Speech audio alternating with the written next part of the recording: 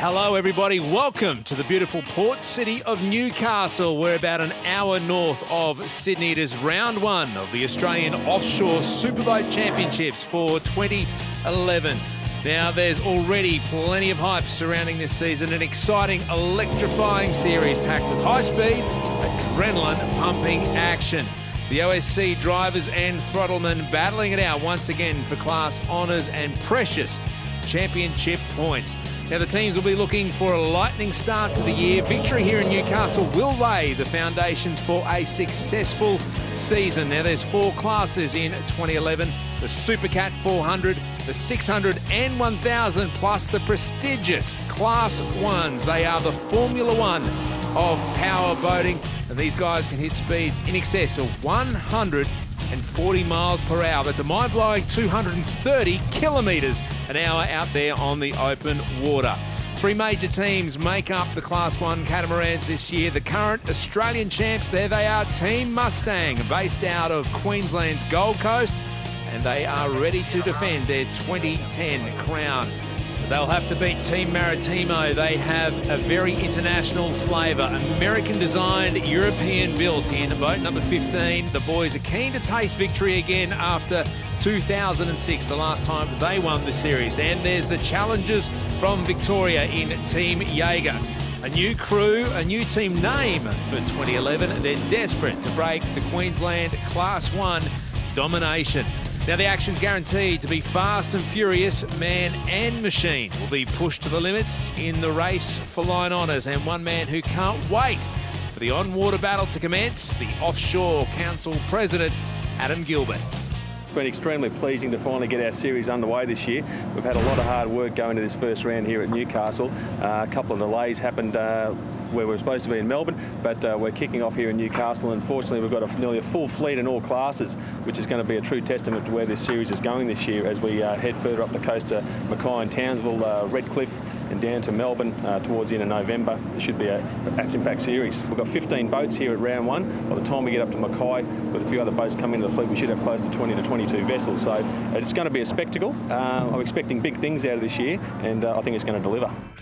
When the Offshore Superboat Roadshow descended into the scenic New South Wales coastal town of Newcastle, their presence was felt immediately. The harbour foreshore instantly transformed into a heaving racing precinct.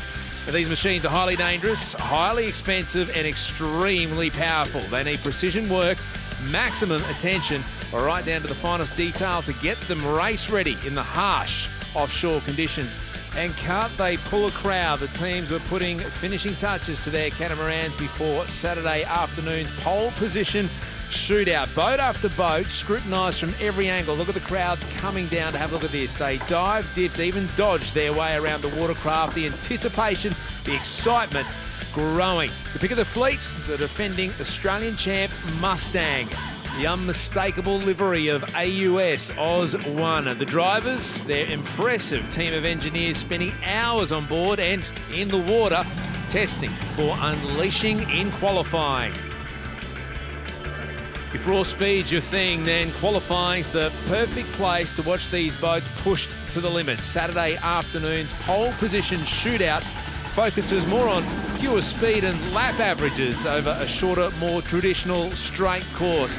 First up, a slower sighting lap to familiarise themselves with the course, and from there they drop the hammer. The pace intensifies as they let their high-powered catamarans go and do what they do best. Now to work out pole, an average of the best 3 completed laps are tallied, and the fastest will sit on P1 for the main race. Luke Dermott and Ross Willerton wasted no time getting reacquainted out on the water. The Maritimo team back together, mesmerising the crowd as they tore up the Newcastle river mouth. And how thrilled must the Victorians be? Colin Craven and Simon Isherwood finally have their Team Jaeger-sponsored catamaran off the dry pit. They may be late arrivals, but what about the impact? You can't miss that colourful livery out there on the water, and the new teammates appear focused on making their debut into the Offshore Superboating Series a successful one. But it was slow going thanks to some preliminary engine problems. They battled to make up lost time and settled for alterations back in the dry pit. They worked around the clock, tweaking, tuning, anything to chase and gain precious pace.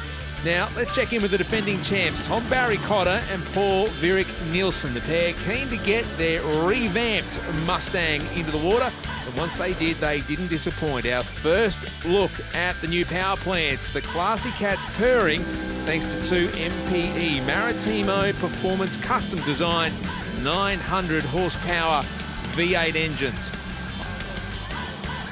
Yeah, we are very happy. I mean, we have to do some adjustment to the boat, but so far it's very good.